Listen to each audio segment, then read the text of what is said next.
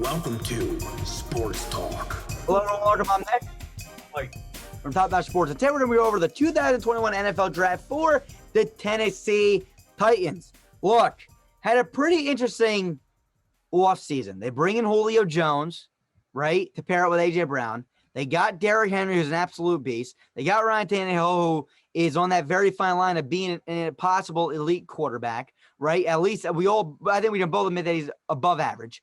And you look at that defense, they did get weaker on defense originally, right? They had a few things, but then this draft really just kind of improves this roster on offense and in defense, in my opinion, where I can actually say now, I can say, yeah, this team might have had a pretty dang good draft. So, Mike, I'm going to let you start this off. What do you think about the first pick with Caleb Farley? Go ahead. All right, I was a fan of Caleb Farley from the tape I watched, but he's got concerns. Everybody knows Caleb Farley is going to come to this roster with concerns. He's my third-ranked corner in this draft.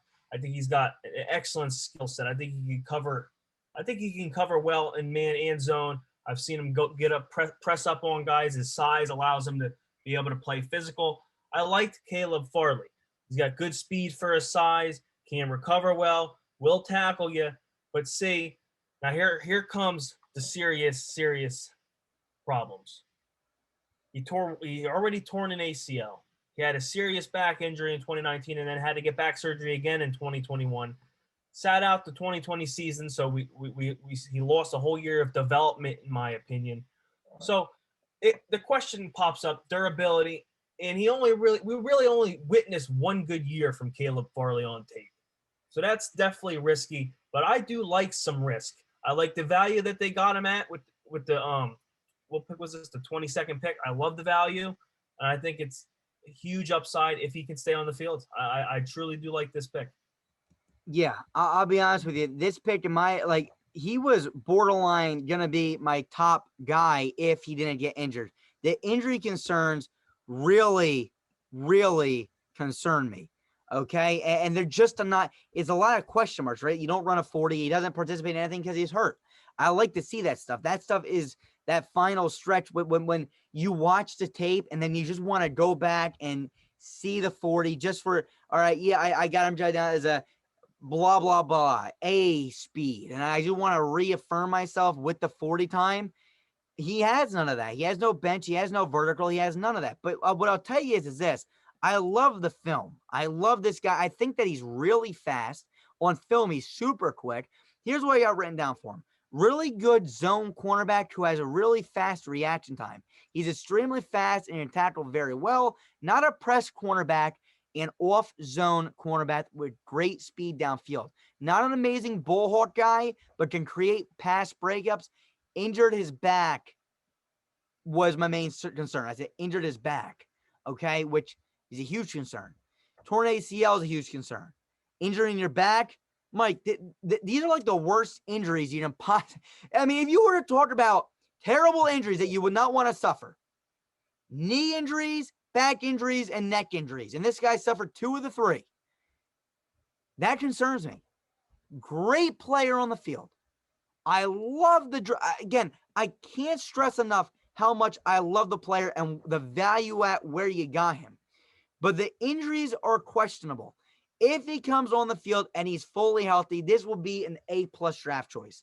But I'm going to give you a B+ because I like where you got him, but there are the concerns there that you don't have to take with other players. So B+ for this individual pick. Let's go to the next guy, Dylan Raddon, who I know we're both huge fans of. I'm a huge fan of Dylan Raddon because I think Dylan Raddon can do a lot.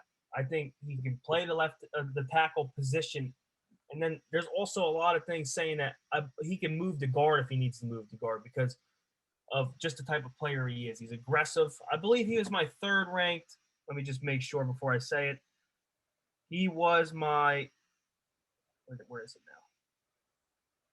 He was my third ranked offensive tackle in this draft. He played a lot of snaps. He was very, very reliable with his time at North Dakota State. I love this pick. I think you took – with the 53rd pick, you got to plug in right away starter. I think that's an absolutely phenomenal pick. My third left tackle in the second round is great value. Yeah. Look, I agree with you. Look, when I look at Dylan Raddon's First thing I have written down is very simple. I said a little undersized and competition not as great as some of these other guys, right? That was a big knock, right? But I said his film looked amazing. Let me say that one more time. His film looked amazing, and that's what matters. This guy is one heck of a tackle and can play both sides, left tackle and right tackle, the film shows.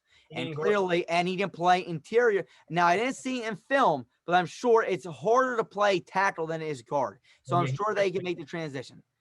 This guy is one heck of a tackle, can play both sides. He has agility to get to the outside finesse rushers. He is going to run defenders into the ground. He is absolutely by no means lazy, by no means.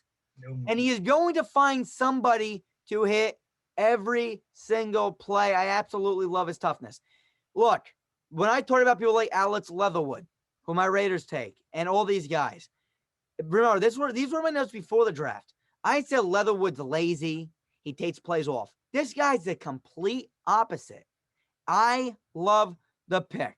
Play him at tackle, play him at guard, wherever you want. I believe me, the film shows that he can play tackle very well. So I wouldn't move him. If you need a tackle, plug him in there. If you got to switch him to guard, go ahead and do that. But he's a great tackle. I would just use him there if you can. Let's hear the next guy, Monty Rice. Go ahead. Monty Rice was my 10th. I think he was my 10th ranked linebacker in this draft, and that's already good value, especially in a third round of a draft. When I watched his tape, I noticed he hits like a truck, and I think that's exactly what this Titans defense needs, is a guy that is just going to come up and absolutely lay you out.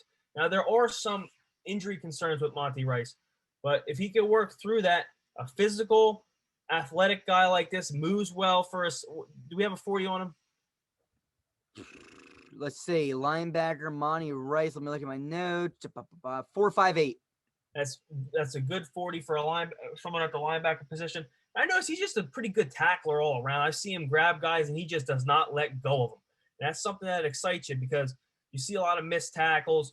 Really hurts you in the NFL. It can lose you a game, truly. A missed tackle can lose you a game. This is the guy who's going to lay someone out, and he's just going to wrap them up for you. And I think it's a good pick for Tennessee here. Yeah, Monty Rice. I look. Oh, for the Dylan, I don't know if I mentioned my draft grade for Dylan Raddon real fast. Let me just go back and do that. For Dylan, my draft grade on him specifically was an A-. Now we go to Monty Rice. Monty Rice, I kept it very simple and short with this guy in my notes. Good awareness, has a mean streak in him that I like. And that's basically what Mike was saying. When I go and I look at the grades I gave him a B for his in-game speed. Now, again, that's a little bit different than his actual what his 40 time was, but he didn't look super fast. But he looks fast enough. Run coverage, I gave him a B. Pass coverage, I gave him a B-. Hit power, B+. There you go, the hard hitter. Awareness, I gave him a B+. That means he reads and reacts to plays well. For reaction, I gave him a B. And tackling, I gave him a B. I think this guy can come up, lay some nasty hits, like Mike said. I'm happy with the draft choice. This late, he was my 9th ranked linebacker. I like where they got him. You know, for this pick individually, I give this draft grade a B-. I give it a B-. Yeah, I think it's solid value. I didn't scout Elijah Molden. I know who he is, but I didn't spend enough time on Elijah Molden. All right, Elijah Molden, for me, I said a true slot cornerback with great instincts. He usually plays off-man coverage and can go up and make some tackles. He was one of the only, I think there was 2 or 3 true slot cornerbacks that I scouted in this draft, and he was one of them. So again, if Tennessee is going to play him in the slot, which I hope they do, I think he could excel on this team. He's my 13th ranked overall cornerback. That counts slot and inside cornerbacks together. I wonder if we'll see if I'm smart here real fast. Let me look at my Google slides real fast and see if when I did my cornerback video, if I did slot versus outside corner. I'll let you know in 1 second. Let me just pull this up real fast. Sorry for the delay. Let's see. Knowing me, I didn't. And no, I did not. So I did not do it. So stupid me. But look, he's one of the better slot cornerbacks in this draft. I like the pick a lot. I mean, it's a good pick. Not like I said, I'm not going crazy over this one, but it's good enough. I grade this pick a C+. C+ for this one. Did you scout Rashad Weaver? Sounds familiar, but I don't have him listed anywhere. Yeah, I think we actually scouted him last year. Was it? Yes. And he came out this year, though. At least I remember the name. Here's what I said. Does a really good job collapsing the tackle and applying exterior pressure on the quarterback. The issue is that he doesn't use many moves. He either does a wide loop or uses power to push back the blocker. So has strength and can beat with speed, but does not have many moves. What does that mean? He has his strength. He can beat you with strength. He can beat you with speed. But when it comes to swim move, rip moves, all those things, he doesn't really have those. Physicals, yes. Moves, the technicals, the having the mechanics and all that, he doesn't really have much. He does wide loops, and sometimes he beats them with power. In the NFL, offensive linemen in college, not that good. Offensive linemen in the NFL are very good.